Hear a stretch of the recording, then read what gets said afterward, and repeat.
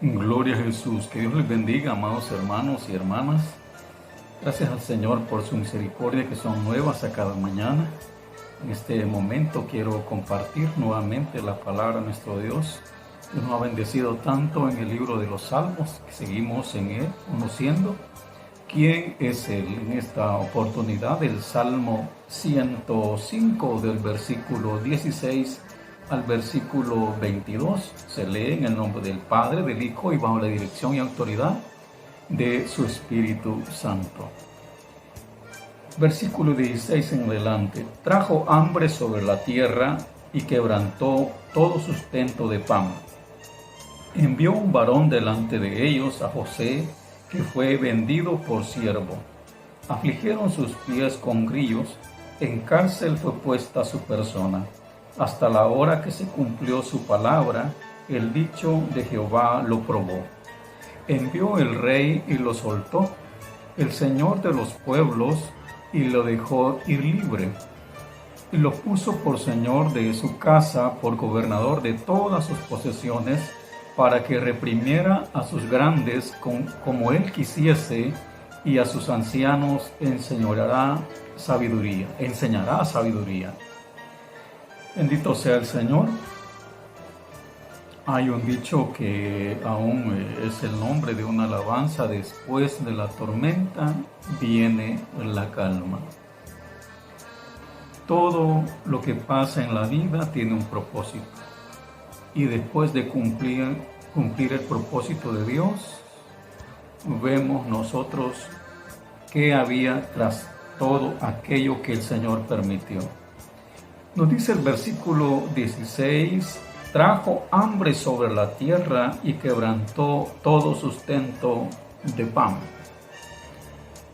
Hubo un tiempo en la historia cuando apenas Israel estaba formando la familia Jacob, se estaba formando la nación de Israel, apenas era una familia con sus 12 hijos, y en esas circunstancias vemos nosotros muchas situaciones que se dieron entre los hermanos, entre ellos el que más quería Jacob era a José, y por eso se creó una envidia.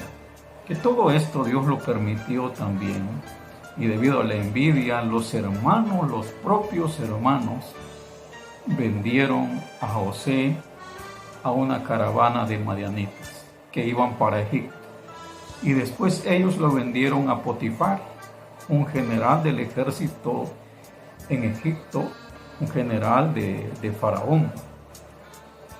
Todos esos detalles que se van dando, todos esos eventos que se van dando, desde que inicia el hambre, porque después de ello se cree que José tenía aproximadamente unos 18 años.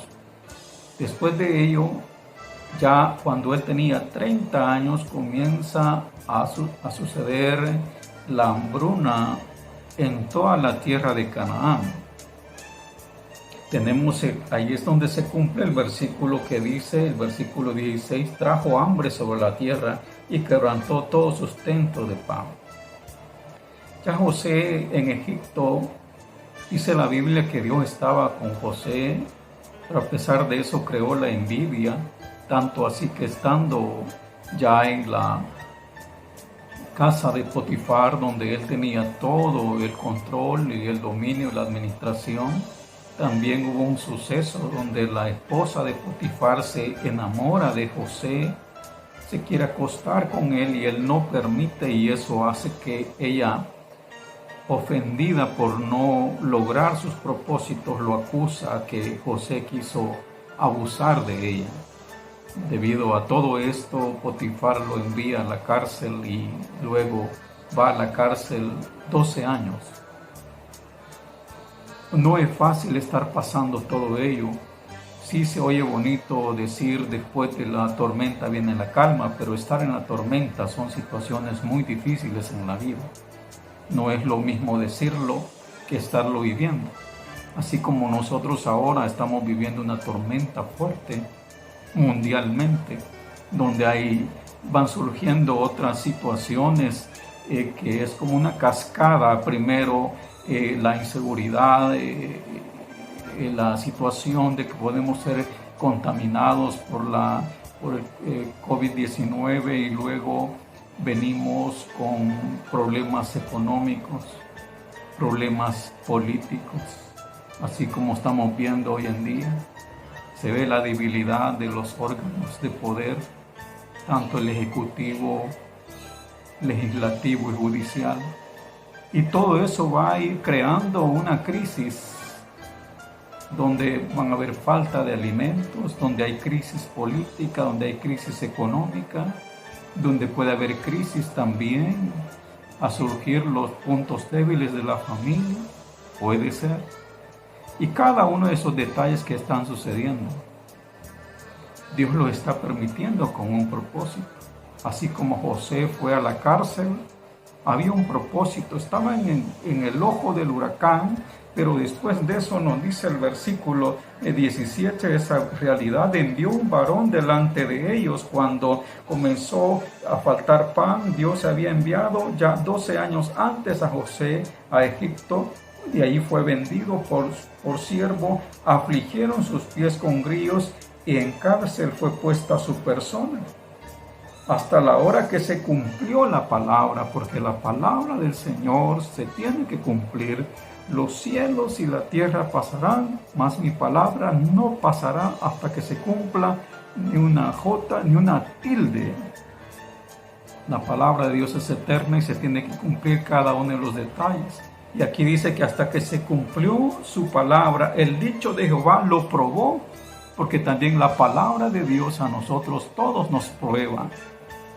Y en esa prueba es donde el Señor manifiesta su propósito, donde el Señor a nosotros nos hace madurar, donde a través de la prueba vemos qué tan fuertes somos o qué tan débiles somos, donde se ve que si tenemos la capacidad de ponernos de acuerdo o estamos totalmente en desacuerdo, y en lugar de buscar soluciones se complican más las cosas, y ahí se ve realmente el corazón de cada una de las personas, si está defendiendo sus derechos o sus deberes o sus intereses, si tiene la capacidad de madurar y hacer las cosas de acuerdo a la naturaleza, al derecho de las personas. Nos dice el versículo 20, toda cosa Dios la tiene en sus manos, y cada detalle Él sabe cómo lo va a ir manifestando. Versículo 20, envió al rey, le soltó. Llega el momento donde envía al rey. El rey tiene un sueño que lo turba tanto, y Dios en su misericordia, que estaba con José, le da el poder y la capacidad de interpretar el sueño y de tener también la inteligencia de saber afrontar lo que venía. Porque iban a haber 7 años de abundancia y 7 años de vacas flacas. Y ahí se necesita mucha inteligencia. Ahí se necesita realmente ser sabios, verdaderamente sabios, para afrontar la crisis. Que Dios tenga misericordia y dé sabiduría, especialmente a muchos, aquellos que les hace falta, para poder buscar soluciones en bien de todos y no en bien personal. Porque aquí nos dice: el rey envió, el rey le soltó, el Señor de los pueblos, y le dejó libre y le puso por señor de su casa. ¿Por qué le puso por señor? Porque había inteligencia, la sabiduría de Dios estaba en José, y tenía la capacidad de armar todo un programa para subsistir en medio de la crisis y no morir de hambre. Que Dios nos ayude y revele y nos dé sabiduría para resistir en la crisis y salir adelante. Nos dice: le puso por señor en su casa y por gobernador de todas sus posesiones, para que reprimiera a sus grandes como él quisiese, y a sus ancianos enseñará sabiduría. Bendito sea el Señor. Esto es lo que más necesitamos en el tiempo de la crisis, que Dios dé sabiduría a la iglesia, a los padres, a las madres, a los hijos, a los pastores, a todos los líderes, a los alcaldes, a los gobernantes, a los diputados, al ejecutivo, a las cabezas y todos los que siguen adelante para que no se compliquen más las cosas. Que Dios le dé sabiduría a la Corte Suprema de Justicia, porque todos estamos en un mundo y clamemos a Dios para que Él tenga misericordia y con sabiduría se puede hacer la guerra. Que Dios en su espíritu a su iglesia también le dé mucha sabiduría para que la gloria de Dios se manifieste en nosotros y sepamos pasar esta crisis para que después de la tormenta venga la calma. Que Dios me les bendiga, amados hermanos.